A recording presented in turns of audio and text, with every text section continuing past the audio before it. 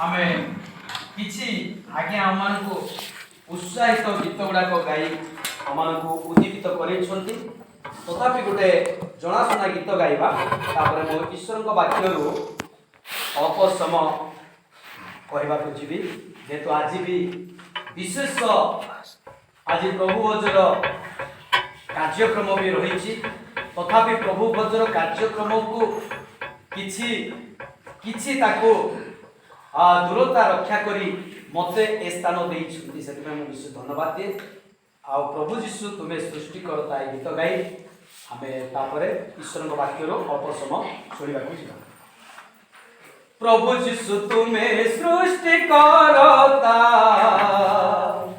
प्रभु जीशु तुम्हें आराधना प्रभु जीशु तुम्हें सृष्टि करता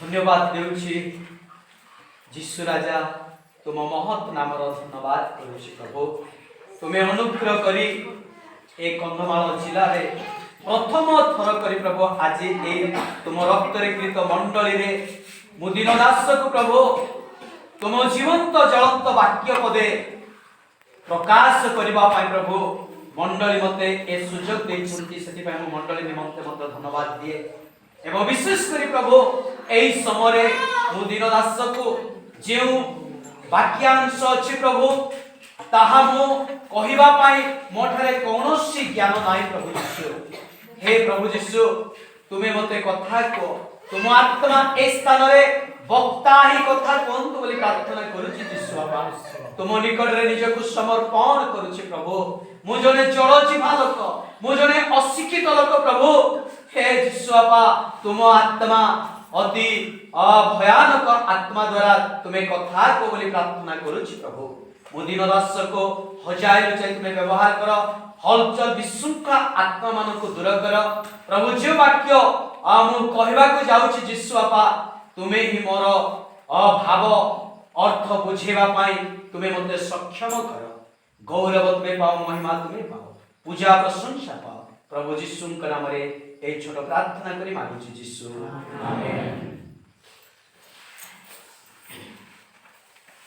विशेष करी आमे जानि पारुछु जे सुना जाइतिबा वाक्य प्रति अधिक आम मान को मनोयोगी करबा निहाती आवश्यक जदि आम जदि मनोयोग करबा नाही ताहेले आम मानकर लक्ष्य भ्रष्ट हो जिवो आमानकर आशा नष्ट हो जिवो आमानकर चिंताधारा व्यर्थ हो जिवो एथि पाई आज आम मानक जीवन रे आमर आत्मिक एकत्रीकरण हेबार उद्देश्य होची उपासना करिवार उद्देश्य होची आम मानकर लक्ष्य अछि केवल स्वर्ग राज्य पाई प्रिय प्रभुଙ୍କ लोक माने आमे स्वर्ग राज्य को जीवा पाई अनेक ताड़ना अनेक समस्या अनेक प्रकार निंदा अनेक प्रकार अपमान अनेक प्रकार विपरीत विश्व मानरु आमे प्रभु मान को रक्षा करी आसुछंती तेबे आजिर उद्देश्य मोर कहिबार उद्देश्य आज मु कोन कहबा पई चाहूची माने आज मु प्रभु यीशु ख्रीष्टंकर आगमनर अपेक्षा करिबा विषय मु कहबा पई चाहूची तेणु पुनर्बार कोनोसी युवक किबा कोनोसी युवती आउ थरे पुनर्बार से द्वितीय पितर तार 3 अध्याय 13-14 पद टिके पढी आउ पुनर्बार आमान को स्मरण कराई दियो आमे माने ताहांको प्रतिज्ञा अनुसारे आमे माने ताहांको प्रतिज्ञा अनुसारे गोटे नूतन आकाश मंडल व नूतन पृथ्वीर अपेक्षा रे अछु जहा धार्मिकतार आवास स्थल हां पढो दो हेबो अतएव हे प्रिय माने तुम्ही माने एही समस्त विषय अपेक्षा करूथिबारो ताहांको छामुरे जे परि निष्कलंक ओ अनिंदनीय होई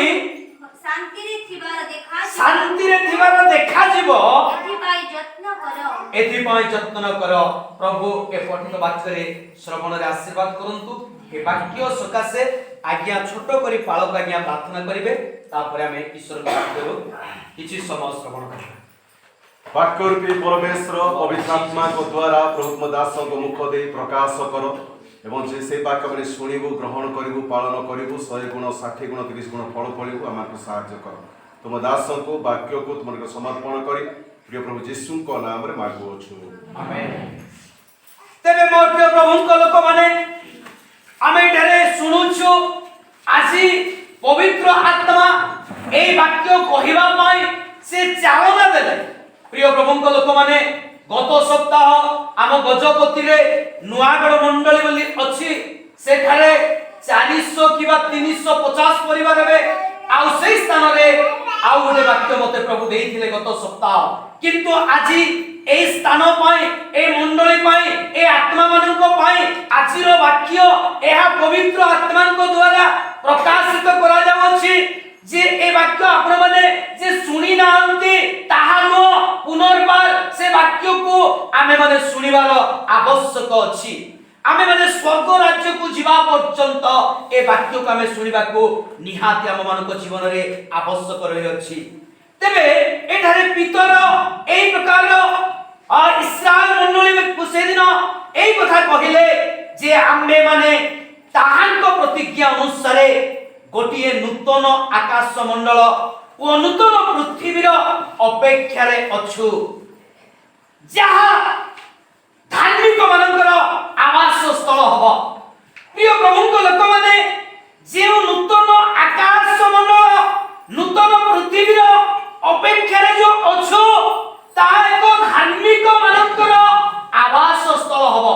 एई पृथ्वी रे ए पाप जगत रे अधार्मिक अछु धार्मिक माने अछु विभिन्न दुष्ट विभिन्न प्रकार लोक माने एई जगत रे हमें बसवास करूछु। किंतु जहा कि आ नूतन पृथ्वी रे नूतन आकाश मंडल रे स्वर्ग राज्य रे केवल जे माने धार्मिक माने ही अपेक्षा करूछन्ती से नूतन पृथ्वी नूतन आकाश मंडल रे वास करिबा पाई रहिबा पाई आ से माने ही सेई स्थान रे केवल वास करिवे। प्रिय प्रभुଙ୍କ लोक माने मु प्रेमर सहित आपण माननको आजिर ए वाक्य कहे प्रेमर सहित कहूची। प्रिय प्रभुଙ୍କ लोक माने सेई ठारे आ जहा कि ए आकाश मंडल नूतन आकाश मंडल नूतन पृथ्वी केवल धार्मिक माने परित्राण प्राप्त व्यक्ति माने पवित्र आत्मा रे परिपूर्ण व्यक्ति माने धर्मपरायण साधुता जीवन जापन काटुथिबा जगतर मंदरु दूरे रहुथिबा लोक माने सेही नूतन आकाश मंडल नूतन पृथ्वी रे वास करिवे। सेठारे समस्ते नुह एई पृथ्वी रे आमे दुष्ट धार्मिक विभिन्न प्रकार मधुआ विभिन्न प्रकार टाइप लोक माने ए जगत रे आमे मिला मिसाई वास करूछु। किंतु सेई स्थान रे केवल स्वतंत्र बछा जीव जिमते कि सुनारी पाखो को जतले आ सुना जने लोक निये ताको जते पुडी दिए सुनारी तार रानी तार खाद से बाहर करि दिए खांटे प्योर सुना को से अलगा कर दिए। तद्रूप से दिन प्रभु यीशु ख्रीष्ट आम मान को जो माने धर्म जीवन यापन काटु छंदी जे माने परित्राण प्राप्त पापरु दूरे रहिछंदी से मान को प्रभु यीशु ख्रीष्ट आ जो माने से नूतन पृथ्वी नूतन आकाश मंडल अपेक्षा रे अछंती आ से मान को सेई स्थान रे वास करिबा पाई देबे। Hallelujah hallelujah. प्रिय प्रभु लोक माने तारो तंस रे देखि पारुथिलु जे अतः हे प्रिय माने तुमे माने एई समस्त विषय अपेक्षा करूथिबारु ताहाको छामुरे जेपरि निष्कलंक ओ अनिंदनीय होई शांति रे वास करिवा देखा जीव। शांति रे निष्कलंक अनिंदनीय होई शांति रे तुमे वास करिवा कोन करा जीव देखा जीव। जगत रे शांति नै जदि आमे खाउछु जदि आमे रोजगार करूछु आमे संचय करूछु घर द्वार तोळुछु हमर पुत्र कन्या संतान अछंती जदि हमर ज्ञाति कुटुंब अछंती जदि आमे जगत रे आमे बड़ लोक भी हे पारुछु तथापि जीवन रे कोन नै गया शांति नाही तृप्ति नाही। सेति पाई प्रिय प्रभुଙ୍କ लोक माने जेउ माने कि ए समस्त विषय अपेक्षा करूछंती आउ तांको छामुरे जेपरि से माने निष्कलंक अनिंदनीय होई ओ शांति रे थिबारो देखा जिवे। सेठारे शांति राज्य शांति रहिबो सेठारे कोनोसी अशांति नथिबो कोनोसी अमिलता नथिबो कोनोसी झगड़ा जाति नथिबो। सेई स्थान होची एक शांतिर स्थान। सेई शांतिर स्थान को जीवा पाई आज हम मन को कोन करबा पड़िबो अपेक्षा करबा पड़िबो। प्रिय प्रभुଙ୍କ लोक माने अपेक्षा करबा पड़िबो काहे कि एई पृथ्वी लोप पाइबो एही पृथ्वी लोप पाइबो नुआ एक नुआ दुनिया सृष्टि होइबो प्रिय प्रभुଙ୍କ ଲୋକମାନେ ए पृथ्वी लोप पाइबो ए पृथ्वी नष्ट होइଯିବ एक नुआ दुनिया प्रिय प्रभुଙ୍କ ଲୋକମାନେ ତାଙ୍କ ଲୋକମାନଙ୍କ ପାଇଁ ଏକ ନୂଆ ଦୁନିଆ ସ୍ୱର୍ଗ ରାଜ୍ୟ ପ୍ରସ୍ତୁତ କରାଯାଇ ଅଛି ଆମେ ସେଇ ସ୍ୱର୍ଗ ରାଜ୍ୟକୁ ଯିବା ପାଇଁ ଆଜି ଆମେ ଅପେକ୍ଷା କରିବାକୁ ପଡ଼ିବ ଆମେ ଅପେକ୍ଷାରେ ରହିବାକୁ ପଡ଼ିବ ପ୍ରିୟ ପ୍ରଭୁଙ୍କ ଲୋକମାନେ ଯାହାକି ଲେଖା ଅଛି ଯେ ଏବିରି ଚିଠା ତାର ଯଦି 13 ରୁ 14 ପଦରେ ଗୋଟେ କଥା ଲେଖା ଅଛି ମୁଁ ପଢ଼ିବା ପାଇଁ କହୁ ନାହିଁ କାରଣ ଏଠାରେ ଆମମାନଙ୍କର ଚିରସ୍ଥାୟୀ ନଗର ନାହିଁ କିନ୍ତୁ ଆମେ ମାନେ ଆଗାମୀ ନଗରର ଅନ୍ବେଷଣ କରୁଛୁ ଏଠାରେ ଆମମାନଙ୍କର ଚିରସ୍ଥାୟୀ ନଗର ନାହିଁ ଯଦି ଆମକୁ ପ୍ରଭୁ ଅନୁଗ୍ରହ କରି ଜାଗତିକ ଆଶୀର୍ବାଦ ଦେଇଥିବାରୁ ଆମେ 2 ତାଲା କି 5 ତାଲା କି ଆଉ କେତେଲା ବିଲ୍ଡିଂ ବି କରୁ କିନ୍ତୁ ଏହା ଆମମାନଙ୍କ ପାଇଁ ଚିରସ୍ଥାୟୀ ନଗର ନୁହଁ ଚିରସ୍ଥାୟୀ ଗୃହ ନୁହଁ କିନ୍ତୁ ଆମମାନଙ୍କ ପାଇଁ ଯୋଉ ଆଗାମୀ ନଗର ଅଛି ତାହା ସେ ନଗର ହେଉଛି ସ୍ୱର୍ଗ ରାଜ୍ୟ ଆଉ ସେଇ ଆଗାମୀ ନଗରକୁ ଯିବା ପାଇଁ ଆମେ ମାନେ ଅପେକ୍ଷା କରିବା ଆମେ ମାନେ ଅନ୍ବେଷଣ କରିବା ଖୋଜିବା ପ୍ରିୟ ପ୍ରଭୁଙ୍କ ଲୋକମାନେ ଏଥିପାଇଁ ଆଜି ଆମମାନଙ୍କ ଜୀବନରେ ଆମେ ତାହାଙ୍କର ଅପେକ୍ଷାରେ ରହି ପ୍ରସ୍ତୁତ ହେବାର ଆବଶ୍ୟକ ରହିଛି ତେବେ ଫିଲିପି ପୁସ୍ତକ ତାର ଯଦି ସାଧୁ ପାଉଲ ଫିଲିପି ମଣ୍ଡଳୀର ବିଶ୍ୱାସୀ ମାନଙ୍କୁ ଏହି କଥା କହୁଛନ୍ତି ତାର 3 ର 20 ପଦ ଟିକେ ପଢନ୍ତୁ ଝିଅ ଆମମାନେ ତ ସ୍ୱର୍ଗର ପ୍ରଜା ଆମେ ମାନେ ତ ସ୍ୱର୍ଗର ପ୍ରଜା ସେଇ ସ୍ଥାନରୁ ମଧ୍ୟ ଆମେମାନେ ତ୍ରାଣକର୍ତ୍ତା ପ୍ରଭୁ ଯୀଶୁ ଖ୍ରୀଷ୍ଟଙ୍କ ଆଗମନ ଆମେ ମାନେ ତ୍ରାଣକର୍ତ୍ତା ପ୍ରଭୁ ଯୀଶୁ ଖ୍ରୀଷ୍ଟଙ୍କ ଆଗମନର ଅପେକ୍ଷାରେ ଅଛୁ କୋ ଅପେକ୍ଷାରେ ଅଛୁ ଆଗମନର ଅପେକ୍ଷାରେ ଅଛୁ ପ୍ରଭୁ ଯୀଶୁ ଖ୍ରୀଷ୍ଟଙ୍କର ଆଗମନର ଅପେକ୍ଷାରେ ଅଛୁ ବିଶ୍ୱାସୀ ମାନେ ବିନା ଲକ୍ଷ୍ୟ ନାହିଁ ବିଶ୍ୱାସୀ ମାନଙ୍କର ବିଭିନ୍ନ ପ୍ରକାର ଅପେକ୍ଷାରେ ନାହିଁ ଆଜି ଚାଷୀ ମାନେ ହୁଏତ ଅପେକ୍ଷା କରନ୍ତି ଯେତେବେଳେ ଧାନ ରୁଆ ରୁଇ କରନ୍ତି ସେମାନେ ଧାନ ଶୀଷା ବାହାରିଲା ପରେ ବାଛିବା ପର୍ଯ୍ୟନ୍ତ କାଟିବା ବା ବାଛିବା ପର୍ଯ୍ୟନ୍ତ ସେମାନେ ଅପେକ୍ଷାରେ ରହନ୍ତି କିନ୍ତୁ ଆଜି ବିଶ୍ୱାସୀ ମାନଙ୍କର ଅପେକ୍ଷା କେବଳ ପ୍ରଭୁ ଯୀଶୁ ଖ୍ରୀଷ୍ଟଙ୍କର ଆଗମନର ଅପେକ୍ଷାରେ ଅଛୁ ପ୍ରିୟ ପ୍ରଭୁଙ୍କ ଲୋକମାନେ ଆମେ ମାନେ ତାହାଙ୍କର ଅପେକ୍ଷାରେ ଅଛୁ ଯେହେତୁ ତ୍ରାଣକର୍ତ୍ତା ପ୍ରଭୁ ଯୀଶୁ ଖ୍ରୀଷ୍ଟଙ୍କର ଆଗମନ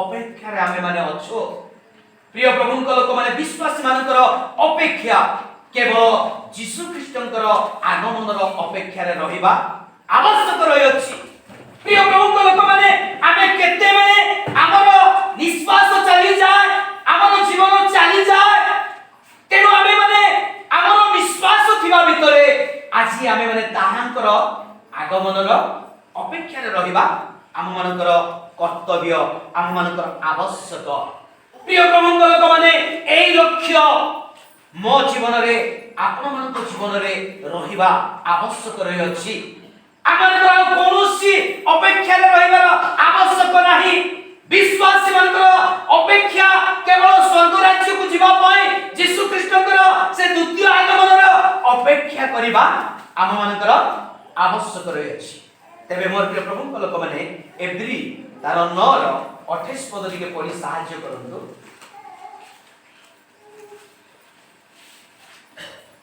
ଆଉ ତାହାଙ୍କ ପରେ ବିଚାର ନିରୂପିତ ଅଛି ସେହିପରି ଖ୍ରୀଷ୍ଟ ମଧ୍ୟ ଅନେକ ପାପ ବହନ କରିବା ନିମନ୍ତେ ଥରେ ମାତ୍ର ଉତ୍ସର୍ଗୀକୃତ ହୋଇ ଦ୍ୱିତୀୟ ଥର ପାପ ସକାଶେ ନୁହେଁ ବରଂ ଯେଉଁମାନେ ତାହାଙ୍କ ଅପେକ୍ଷାରେ ଅଛନ୍ତି ସେମାନଙ୍କ ପରିତ୍ରାଣ ନିମନ୍ତେ ଦର୍ଶନ ହେବ ହାଲେଲୁୟା ହାଲେଲୁୟା ପ୍ରିୟ ପ୍ରଭୁଙ୍କ ଲୋକମାନେ ଏଠାରେ ଆମେ ଶୁଣୁଛୁ ଯେ ଖ୍ରୀଷ୍ଟ ଯୀଶୁ ଆଉ ସେ ଜଗତକୁ ଯେତେବେଳେ ଆସିଲେ ଆଉ ସେ ଥରେ ମାତ୍ର ଆମମାନଙ୍କର ପାପ ନିମନ୍ତେ ଉତ୍ସର୍ଗୀକୃତ ହେଲେ ମୃତ୍ୟୁବରଣ କଲେ ଆଉ ଦ୍ୱିତୀୟ ଥର ସେ ମୃତ୍ୟୁବରଣ କରିବେ ନାହିଁ ସେ ବିଚାରକର୍ତ୍ତା ରୂପେ এই পৃথিবীକୁ ଆସିବେ ଆଉ ଏଠାକୁ ଆସିବେ ପ୍ରିୟ ପ୍ରଭୁଙ୍କ ଲୋକମାନେ ତେବେ ବରଂ ଯେଉଁମାନେ ତାହାଙ୍କ ଅପେକ୍ଷାରେ ଅଛନ୍ତି ସେମାନଙ୍କର ପରିତ୍ରାଣ ନିମନ୍ତେ ସେ କଣ କରିବେ? ଦର୍ଶନ ଦେବେ। Hallelujah hallelujah. ପ୍ରିୟ ପ୍ରଭୁଙ୍କ ଲୋକମାନେ, ବରଂ ଯେଉଁମାନେ ତାହାଙ୍କ ଅପେକ୍ଷାରେ ଅଛନ୍ତି ସେମାନଙ୍କର ପରିତ୍ରାଣ ନିମନ୍ତେ ଯୀଶୁ ଦର୍ଶନ ଦେବେ। ପ୍ରିୟ ପ୍ରଭୁଙ୍କ ଲୋକମାନେ, ଯେଉଁମାନେ ତାଙ୍କ ଅପେକ୍ଷାରେ ଅଛନ୍ତି ସେମାନଙ୍କୁ ପ୍ରଭୁ ଯୀଶୁ ଦର୍ଶନ ଦେବେ। ପ୍ରିୟ ପ୍ରଭୁଙ୍କ ଲୋକମାନେ, ଆଜି ଯେଉଁମାନେ ତାଙ୍କର ଅପେକ୍ଷାରେ ଅଛନ୍ତି ସେମାନଙ୍କର ପରିତ୍ରାଣ ନିମନ୍ତେ ସେମାନଙ୍କୁ ପ୍ରଭୁ ଯୀଶୁ କଣ କରିବେ? ଦର୍ଶନ ଦେବେ, ପରିତ୍ରାଣ ପାଇବା ପାଇଁ। ପ୍ରିୟ ପ୍ରଭୁଙ୍କ ଲୋକମାନେ, ତାଙ୍କର ଆଗମନ ନିମନ୍ତେ ଆଉ ସେମାନେ କନଫର୍ମ ହେବା ପାଇଁ ପ୍ରଭୁ ଯୀଶୁ ସେ ଦର୍ଶନ ଦେବେ। ଏଥିପାଇଁ ଆଜି ଆମମାନଙ୍କ ଜୀବନରେ ପ୍ରସ୍ତୁତ ହେବାର ଆବଶ୍ୟକ, ସମର୍ପିତ ହେବାର ଆବଶ୍ୟକ, ପାପରୁ ପୃଥକିତ ଜୀବନ କାଟିବାର ଆବଶ୍ୟକ, ମନ୍ଦକୁ ଆମେ ଘୃଣା କରିବା ଆବଶ୍ୟକ ରହିଛି ବିଶ୍ୱାସୀ ଜୀବନରେ। ପ୍ରିୟ ପ୍ରଭୁଙ୍କ ଲୋକମାନେ, ଏଣୁ ଆଜି ଆମମାନଙ୍କ ଜୀବନରେ ଯେଉଁମାନେ ତାଙ୍କର ଅପେକ୍ଷାରେ ଅଛନ୍ତି ସେମାନଙ୍କୁ ପ୍ରଭୁ ଯୀଶୁ ଖ୍ରୀଷ୍ଟ ଆଉ ସେ କଣ କରିବେ? ନା ଦର୍ଶନ ଦେବେ। ତେବେ ପ୍ରଥମ କରନ୍ତି ତାର ଯଦି ଏକ ପଦରୁ ଏକ ପର୍ବର ତାର ଯଦି 7 ପଦ ପଢିବା, ସେଠାରେ ଗୋଟେ ବିଷୟ ଲେଖା ଅଛି, ପଢନ୍ତୁ। ପ୍ରଥମ କରନ୍ତି ଆଉ ତୁମମାନଙ୍କ ବିଷୟରେ ଆମ୍ଭମାନଙ୍କର ଭରସା ଅଟଳ। ଆଉ ତୁମେମାନେ ପ୍ରଥମ କରନ୍ତି 1 ଅଧ୍ୟାୟ 7 ପଦଟି। ଏଣୁ ତୁମ୍ଭେମାନେ ଆମ୍ଭମାନଙ୍କ ପ୍ରଭୁ ଯୀଶୁ ଖ୍ରୀଷ୍ଟଙ୍କର ପ୍ରକାଶ ନିମନ୍ତେ ଅପେକ୍ଷାରେ ଥାଇ କୌଣସି ଅନୁଗ୍ରହ ଦାନରେ ଉଣା ପଡୁ ନାହଁ। ଦେଖନ୍ତୁ, ଏଠାରେ ସାଧୁ ପାଉଲ କରନ୍ତୀୟ ମଣ୍ଡଳୀକୁ ପ୍ରଥମ ପତ୍ର ମାଧ୍ୟମ ଦେଇ ସଚେତନ କରାଉଛନ୍ତି, ସେମାନଙ୍କୁ ଜାଗ୍ରତ କରାଉଛନ୍ତି, ପ୍ରସ୍ତୁତ କରାଉଛନ୍ତି। ପ୍ରିୟ ପ୍ରଭୁଙ୍କ ଲୋକମାନେ, ଏଣୁ ତୁମେମାନେ ଆମମାନଙ୍କ ପ୍ରଭୁ ଯୀଶୁ ଖ୍ରୀଷ୍ଟଙ୍କର ପ୍ରକାଶ ନିମନ୍ତେ ଅପେକ୍ଷାରେ ଥାଇ କୌଣସି ଅନୁଗ୍ରହ ଦାନରେ ଉଣା ପଡୁନାହଁ। କୌଣସି ଅନୁଗ୍ରହ ଦାନରେ ଉଣା ପଡୁନାହଁ। ଆଜି ଆମମାନଙ୍କ ଜୀବନରେ ମଧ୍ୟ ଆମେ ଯେମିତି ବିଶ୍ୱାସରେ ଉଣା ନ ପଡିବା, ପରିତ୍ରାଣରେ ଉଣା ନ ପଡିବା, ଏଥିପାଇଁ ଆମେ ପ୍ରାର୍ଥନାରେ ଉଣା ନ ପଡିବା, ଆମେ ଉପାସନାକୁ ଆସିବା ପାଇଁ ଉଣା ନ ପଡିବା, ଆମେ ଈଶ୍ୱରଙ୍କ ବାକ୍ୟ ପ୍ରଭୁଙ୍କ ଅଭିଷିକ୍ତ ଦାସମାନଙ୍କ ଠାରୁ ଶ୍ରବଣ କରିବାରୁ ଉଣା ନ ପଡିବା ଆବଶ୍ୟକ। ଉଣା ଜିନିଷ କେହି ବି ପସନ୍ଦ କରନ୍ତି ନାହିଁ। ଟିକେ ଉଣା ଯଦି ହେଇଯିବ, ଆମେ ଯଦି ଯେତେବେଳେ ଦୋକାନୀକୁ ଯାଉ, ଆମେ ଯେତେବେଳେ କିଣୁଛୁ ଆଳୁ କିମ୍ବା ଡାଲି କିମ୍ବା ଯେକୌଣସି ଜିନିଷ ଟିକେ ଯଦି ଉଣା କରିଦେବ, ଆମେ ଦୋକାନୀ ବାଲାକୁ କଣ କରୁଛୁ? ତାକୁ କେତେ ଆମେ ବର୍ଷନା କରୁଛୁ।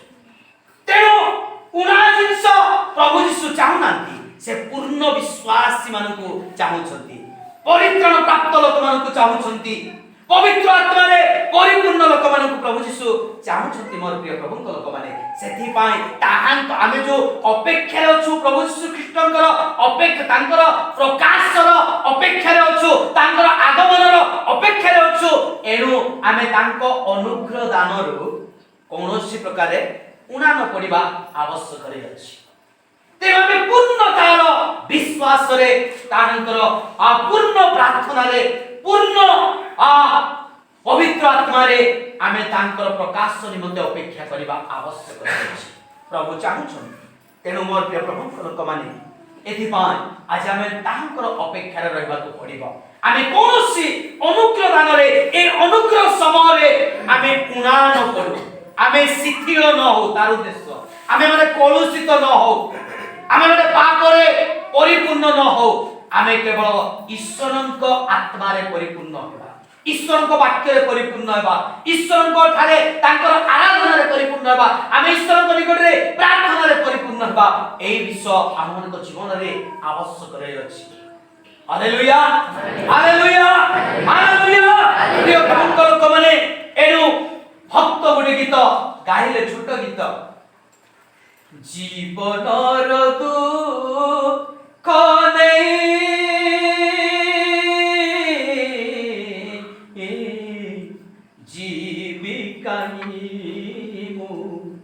জীবিকাহি ପଛିବାକୁଲୁ ହମରା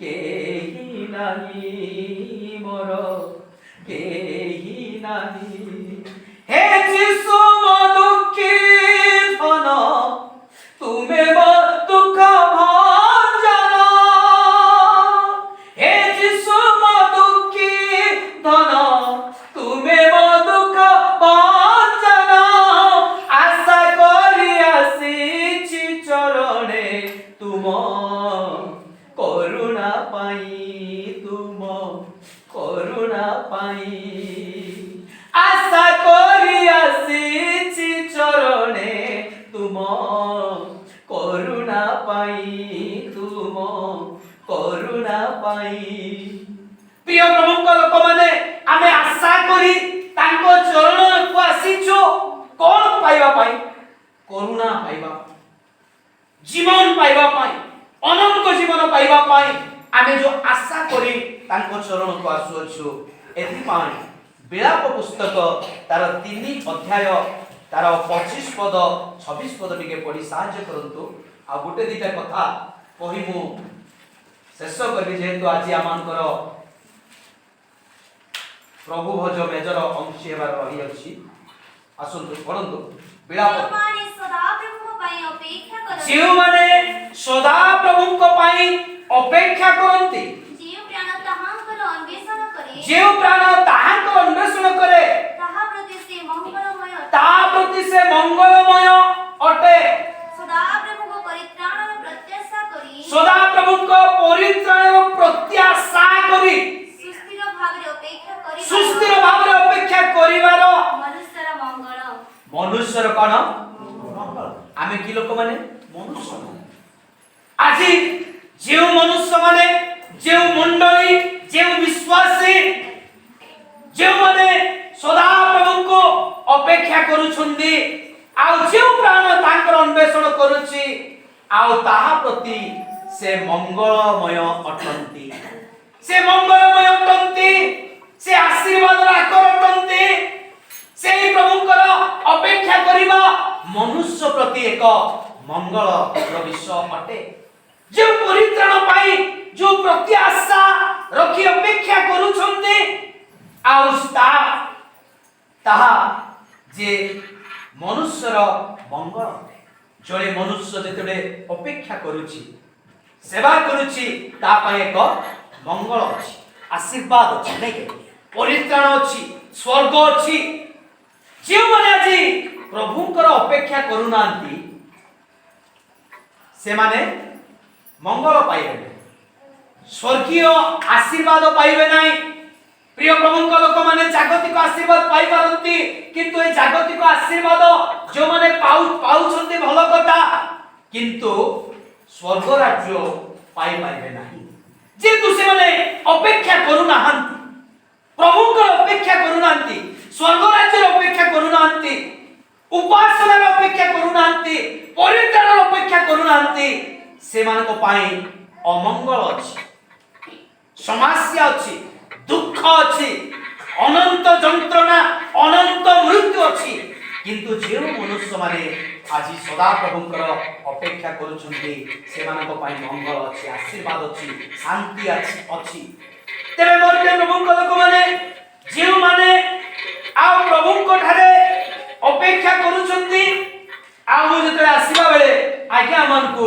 ପ୍ରାର୍ଥନା ମାଧ୍ୟମରେ ସେ ଅଂଶଟି ପଢଉଥିଲେ ତା ହେଉଛି ଯିଶାୟ 40 ଅଧ୍ୟାୟ 31 ପଦ ଟିକେ ପଢନ୍ତୁ ଯେଉଁମାନେ ଅପେକ୍ଷା କରନ୍ତି ସେମାନେ ନୂଆ ନୂଆ ବଳ ପାଇବେ ବୋଲି ଲେଖାଅଛି ଶୀଘ୍ର ଶୀଘ୍ର ମାତ୍ର ଯେଉଁମାନେ ସଦାପ୍ରଭୁଙ୍କ ଅପେକ୍ଷା କରନ୍ତି ସଦାପ୍ରଭୁଙ୍କର ଅପେକ୍ଷା କରନ୍ତି ସେମାନେ ନୂଆ ନୂଆ ବଳ ପାଇବେ ହାଲେଲୁୟା ହାଲେଲୁୟା ହାଲେଲୁୟା ପ୍ରିୟ ପ୍ରଭୁଙ୍କ ଲୋକମାନେ ସେମାନେ କି ବଳ ପାଇବେ ନୂଆ ନୂଆ ବଳ ପାଇବେ ଯେଉଁମାନେ ସଦାପ୍ରଭୁଙ୍କର ଅପେକ୍ଷା କରୁଛନ୍ତି ସେମାନେ ନୂଆ ନୂଆ ବଳ ପାଇବେ ଆଉ ସେମାନେ ଉତ୍କୃଷ୍ଟ ପକ୍ଷୀ ପରି ପକ୍ଷରେ ସେମାନେ ଉପରକୁ କଣ ହେବେ ଉଡ଼ିବେ ତାର ଉଦ୍ଦେଶ୍ୟ ଆତ୍ମାରେ ସେମାନେ ପରିପୂର୍ଣ୍ଣତା ଆତ୍ମାର ଆନନ୍ଦତାରେ ଆତ୍ମାର ଆବେଗତାରେ से माने नुआ नुआ बल पाइबे। प्रिय प्रभु को लोक माने आज हम मन को जीवन रे जदि आमे सदा प्रभु को अपेक्षा करिबा आम्बे माने मध्य नुआ नुआ बल पाइबा। आ जे माने नुआ नुआ बल पाइबे जे माने उत्कृष्ट पक्षी परी ऊपर को उड़िबे से माने स्वर्ग राज्य जिबे स्वर्ग राज्यर वासस्थान पाइबे। एनु आज हम मन को नुआ नुआ बल पाइबा पई आज हम माने सदा प्रभु कर अपेक्षा करिबा पड़िबो। कारण से दिन यीशु जेतेबे पुनरुत्थान होला परे शिष्य मान को कहिले तुमे माने अपेक्षा रे थाओ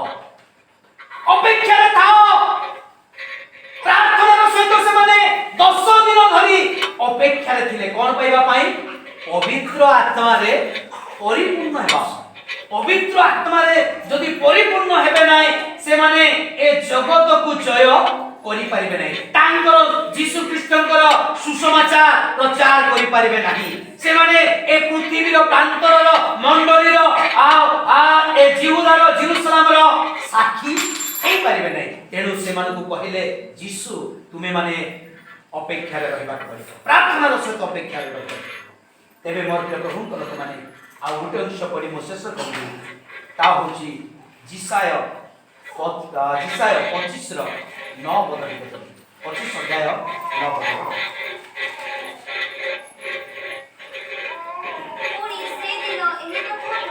पुणी सेही दिन एही कथा कुहा जिवो देखो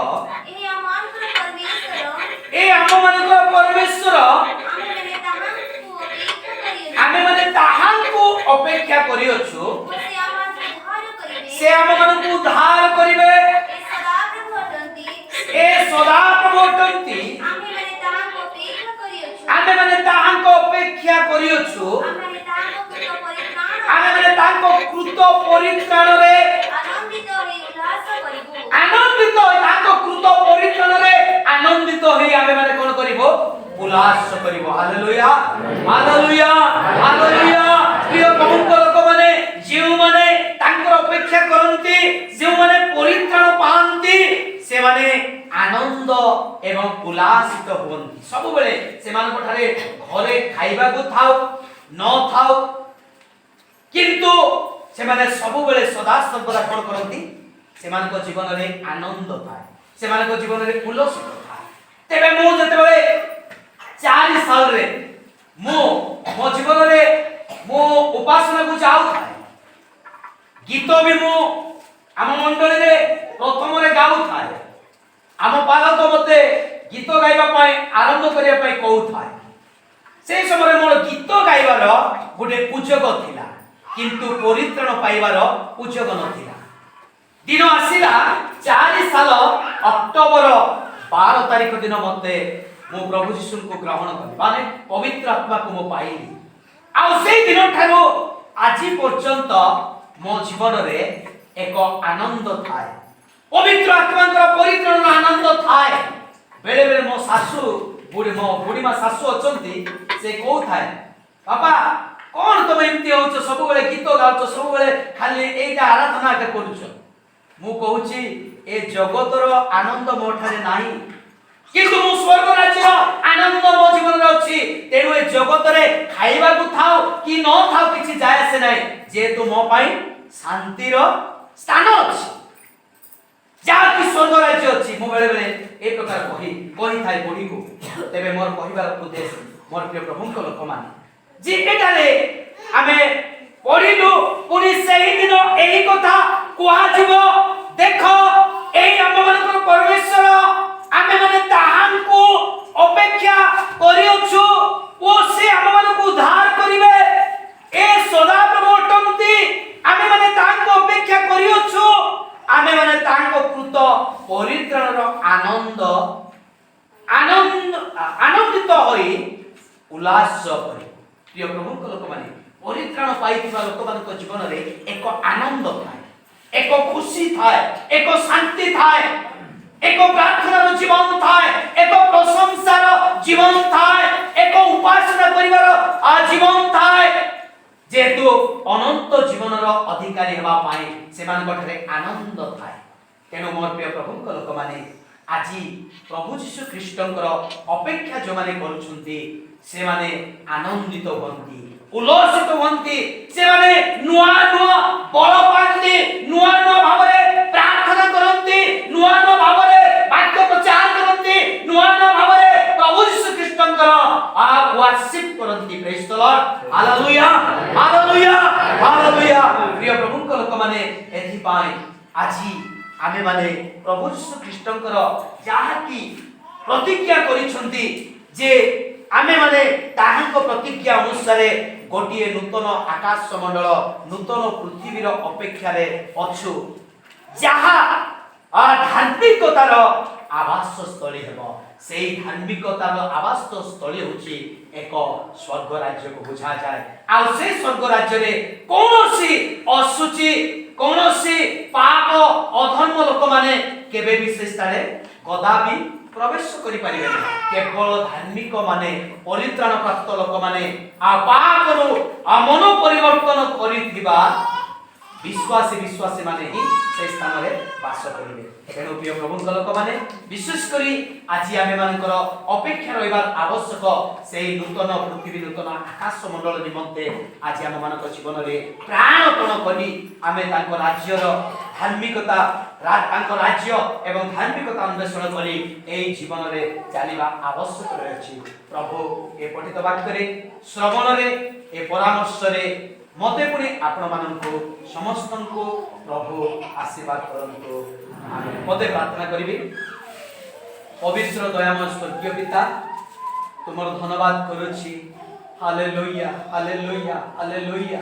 ତୁମେ ଧନ୍ୟ ଯୀଶୁ ବାପା, ଆମ ମାନଙ୍କୁ ପରିତ୍ରାଣ ଦେବା ପାଇଁ, ଆମ ମାନଙ୍କୁ ପ୍ରେମର ପରିଚୟ ଦେଇଛ, ଆପଣଙ୍କର ପ୍ରାଣ ଦାନ କରି ଆମମାନଙ୍କୁ ପ୍ରେମର ପରିଚୟ ଦେଇଛ ପ୍ରଭୁ। ଜନ ପୁସ୍ତକ 3 ଅଧ୍ୟାୟ ତାର 16 ଅଧ୍ୟାୟ ଅନୁସାରେ ପ୍ରଭୁ, ସେଥିପାଇଁ ଆମ ମାନଙ୍କୁ ତୁମେ ଏ ଆତ୍ମିକ ଏକତ୍ରୀକରଣ ଦେଲ, ସେଥିପାଇଁ ଧନ୍ୟବାଦ ଦେଉଛି ପ୍ରଭୁ। ଜଣେ ମୋ ଅପରିଚିତ ଲୋକ ହେଲେ ମଧ୍ୟ, ଅଜଣାଶୁଣା ଅଜ୍ଞାତ ଲୋକ ହେଲେ ମଧ୍ୟ ପ୍ରଭୁ, ତୁମେ ଯେ ଜଗତକୁ ପ୍ରେମ କରି ପ୍ରାଣ ଦାନ କରିଥିବାରୁ ଆଜି ଆମେ ତୁମର ପ୍ରେମର ପରିଚୟ ପାଇ ଆଜି ତୁମ ରକ୍ତରେ କ୍ରୀତ ଏ ମଣ୍ଡଳୀକୁ ପ୍ରଭୁ ଆଣି ତୁମ ଜୀବନ୍ତ ଜ୍ୱଳନ୍ତ ବାକ୍ୟ ପଦେ ପ୍ରକାଶ କରିବା ପାଇଁ, ତୁମ ସାକ୍ଷୀ ହେବା ପାଇଁ ଦେଇଥିବାରୁ ତୁମକୁ ଧନ୍ୟବାଦ ଦେଉଛି। ଏହି ମଣ୍ଡଳୀର ମୁଖ୍ୟ କର୍ମକର୍ତ୍ତା, ପାଳକ, ପାଳିକା, ଡିକନ, ଡିକନିଆଣୀ, ପୁଣି ସେକ୍ରେଟାରୀ, କୋଷାଧ୍ୟକ୍ଷ, ବିଭିନ୍ନ କମିଟି କର୍ମକର୍ତ୍ତା ମାନଙ୍କୁ ମଧ୍ୟ ତୁମେ ଆଶୀର୍ବାଦ କର ବୋଲି ପ୍ରାର୍ଥନା କରୁଛି ପ୍ରଭୁ। ଏହି ମଣ୍ଡଳୀକୁ ତୁମେ ଆଶୀର୍ବାଦ କର ପ୍ରଭୁ। ସତୀ କନ୍ୟାର ନ୍ୟାୟ ପ୍ରଭୁ ତୁମର ଆଗମନ ନିମନ୍ତେ ଅପେକ୍ଷାରେ ରହିବେ, ଆଉ ତୁମ ରାଜ୍ୟର ଲୋକ ହେବେ, ତୁମର ସନ୍ତାନ ସନ୍ତତି ହେବେ ପ୍ରଭୁ। ଗୋଟିଏ ଆତ୍ମା ବି ଏହି ମଣ୍ଡଳୀରେ ନ ରହିବ, ସବୁ ଆତ୍ମା ଯେମିତି ପ୍ରଭୁ ତୁମର ସେଇ ସ୍ୱର୍ଗ ରାଜ୍ୟରେ ପ୍ରବେଶ କରିବେ। ଏହି ପ୍ରକାର ମଣ୍ଡଳୀକୁ ଆଶୀର୍ବାଦ କର। ଏ ମଣ୍ଡଳୀର ଆତ୍ମା ମାନଙ୍କୁ ଆହୁରି ପ୍ରଭୁ ପ୍ରସ୍ତୁତ କର। ତୁମ ଦାସ ପାଳକ ଆଜ୍ଞାଙ୍କର ଶିକ୍ଷା, ପରାମର୍ଶ, ସେବା, ତାଙ୍କର ହାତ ଯୋଡ଼ା, ଆଣ୍ଠୁ ଭଙ୍ଗା, ଉପବାସ, ଲତକ ପ୍ରଭୁ এই মণ্ডলীକୁ ନିହାତି ନିଶ୍ଚିତ ପ୍ରଭୁ ଦିନ ଆସିବ, সেই ସ୍ୱର୍ଗ ରାଜ୍ୟକୁ ନେବ ପ୍ରଭୁ। ଏଥିପାଇଁ ମୁଁ ବିଶ୍ୱାସ କରି ପ୍ରାର୍ଥନା କରୁଛି। ଏ ମଣ୍ଡଳୀର ଅନାଟନ ଅବସ୍ଥାକୁ ଦୂର କର। ଦିନ ଦରିଦ୍ର ମାନଙ୍କୁ, ବିଧବା, ପ୍ରଭୁ ପିତୃହୀନ ମାତୃହୀନ ଯଦି ଅଛନ୍ତି ସେମାନଙ୍କୁ ମଧ୍ୟ ଦୟା କର। ପ୍ରତ୍ୟେକ ପରିବାର ବ୍ୟବସାୟ, ବାଣିଜ୍ୟ, ଚାକିରି କ୍ଷେତ୍ରରେ, ସେବା କାର୍ଯ୍ୟରେ, ରୋଜଗାର ପନ୍ଥାରେ, କୁଲି ମଜୁରୀରେ, ବାଡ଼ି ବଗିଚାରେ ଇତ୍ୟାଦି ପଶୁ ଫଳରେ ଏ ସବୁରେ ପ୍ରଭୁ ତୁମେ ଆଶୀର୍ବାଦ କର ବୋଲି ପ୍ରାର୍ଥନା କରୁଛି ପ୍ରଭୁ। ଦୟା କର ପ୍ରଭୁ। हे ଯୀଶୁ ବାପା, ତୁମେ ଦୟା କର। ମଣ୍ଡଳୀକୁ ତୁମେ ପ୍ରଚୁର ଭାବରେ ଆଶୀର୍ବାଦ କର। ତୁମ ରାଜ୍ୟ ପାଇଁ ଆଶୀର୍ବାଦ କର, ତୁମ ରାଜ୍ୟ ପାଇଁ ପରିତ୍ରାଣ କର, ତୁମ ରାଜ୍ୟ ପାଇଁ हे ପ୍ରଭୁ ପବିତ୍ର ଆତ୍ମାରେ ପରିପୂର୍ଣ୍ଣ କରି ମଣ୍ଡଳୀକୁ ତୁମେ ଧରି ରଖ ବୋଲି ପ୍ରାର୍ଥନା କରୁଛି। ମଣ୍ଡଳୀର ଆତ୍ମା ମାନେ ଯେମିତି ନଷ୍ଟ ନ ହେବେ, ଛିନ୍ନ ଭିନ୍ନ ନ ହେବେ, ଅବାଧ୍ୟ ନ ହେବେ ପ୍ରଭୁ, ବାଧ୍ୟତା ହେବେ ପ୍ରଭୁ, ତୁମର ବାଧ୍ୟତା ସନ୍ତାନ ହେବେ, এই ପ୍ରକାର ମଣ୍ଡଳୀକୁ ଆଶୀର୍ବାଦ କର। ଯେଉଁମାନେ ପ୍ରଭୁ ତୁମ ସେବା କାର୍ଯ୍ୟରେ ଦାନ ଧ୍ୟାନ କରି ଆସୁଛନ୍ତି, ଦାନ ଧର୍ମ କରି ଆସୁଛନ୍ତି, ସେମାନଙ୍କର ଭଣ୍ଡାରକୁ, ସେ ପରିବାରକୁ, ସେମାନଙ୍କର ହସ୍ତଗତ କର୍ମକୁ ଆଶୀର୍ବାଦ କର, ଆଶୀର୍ବାଦ କର ପ୍ରଭୁ। ମୋ ଦିନ ଦାସର ପ୍ରାର୍ଥନା ମଣ୍ଡଳୀ ପାଇଁ ଆଶୀର୍ବାଦ କର ବୋଲି ପ୍ରିୟ ପ୍ରଭୁ ଯୀଶୁଙ୍କ ନାମରେ ଛୋଟ ପ୍ରାର୍ଥନା କରି ମାଗିଲି। ସମସ୍ତଙ୍କୁ ନମସ୍କାର। ମୋ ସେବା କାର୍ଯ୍ୟ ପାଇଁ ଆଉ ଜାଣୁଛନ୍ତି ମୋ ଜୁଇଙ୍କର ସେବା କାର୍ଯ୍ୟ ପାଇଁ ବିଶେଷ ଆପଣମାନଙ୍କର ବ୍ୟକ୍ତିଗତ ଭାବରେ ଏବଂ ମାଣ୍ଡଳିକ ଭାବରେ ଦିନ ପ୍ରତିଦିନ ତଳି ଧରିବେ ବୋଲି ସମସ୍ତଙ୍କୁ ମୋର ନମସ୍କାର।